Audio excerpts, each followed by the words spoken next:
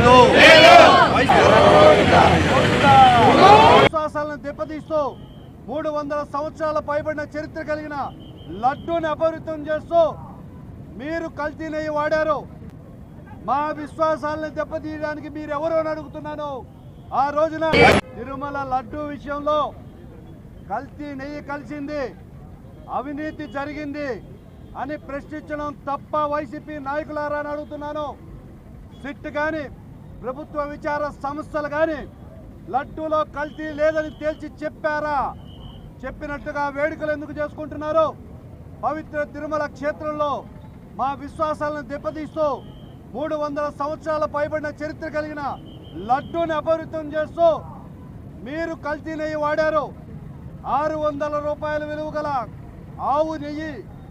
ఆవు నెయ్యికి బదులు 400 రూపాయలు కొటేషన్ కేసి, పామాయిల్ కూడా 60 రూపాయలు ఉంది, నువ్వుల నూనె కూడా 400 రూపాయలకి రాదు, తక్కువ కొటేషన్కి వేసి 233 కోట్ల రూపాయల అవినీతికి పాల్పడింది.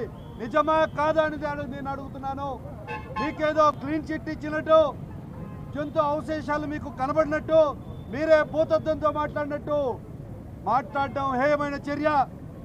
మా విశ్వాసాలని దెబ్బతీయడానికి మీరు ఎవరు అని అడుగుతున్నాను. హిందూ విశ్వాసాలని ఎత్తి చూపేందుకు మీరు ఎవరు అని కూడా నేను ఈరోజు అడుగుతున్నాను.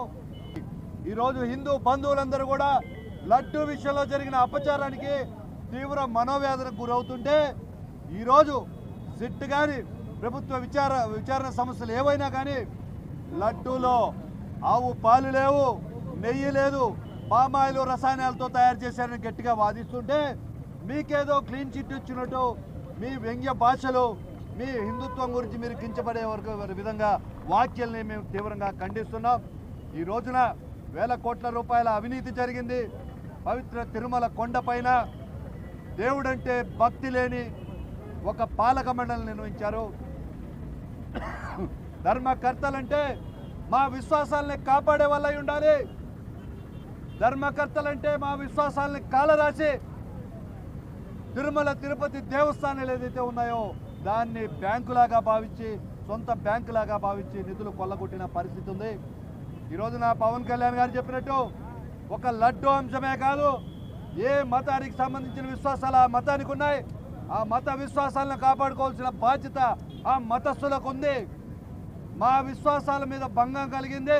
300 ఏళ్లకు పైబడిన చరిత్ర కలిగిన లడ్డు విషయంలో అవినీతి జరిగింది అనేది వాస్తవం. 68 లక్షల కేజీల ఆవు నెయ్యిని, ఆవు పాలు లేకుండా, నెయ్యి లేకుండా, పాల అవశేషాలు లేకుండా పామాయిల్తో కలిపిన మాట వాస్తవా కాదా? భక్తుల విశ్వాసాలను కాలరాస్తూ ప్రజల భక్తుల ఆయురారోగ్యాలతో ఆటాడుకుంటున్న ఈ వైసీపీ నాయకులు సిగ్గుపడాలి. హిందూ మనోభావాలు దెబ్బతిన్నాయి. ఇది ఆధ్యాత్మికతకు సంబంధించిన విషయం. మేము బొట్టు పెట్టుకుంటాం, మేము పిలకేసుకుంటాం, మేము సాంప్రదాయాల బట్టలు వేసుకుంటాం, మేము పంచ కట్టుకుంటాం, కోశ కట్టుకుంటాం, మడి వివరాలు మాకున్నాయి. మీకు ఎందుకని కూడా అడుగుతున్నాను.